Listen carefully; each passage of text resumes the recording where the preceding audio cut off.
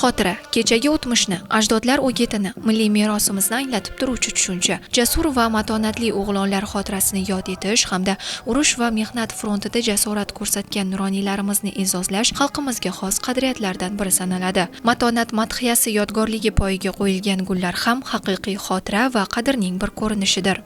Toshkent viloyatida yig'ilgan mehnat faxriylari, O'zbekistonda xizmat ko'rsatganlar, qolasi urush qatnashchilari, nogironlari hammasi yig'ilishib bayrami munosabati bilan gulchambarlar qo'yildi.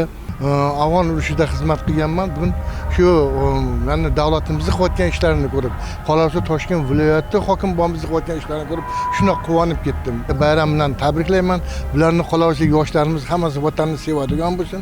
Kelajagimizda har doim biz quvonib yuraylik qaranglar. Vatan ravnaqi, xalq osoyishtaligi uchun xizmat qilgan el fidoyilari esa ezgu amallari sabab umrbod kishilar yodidan o'chmaydilar. Nomlari hamisha hurmat bilan tilga olinadi.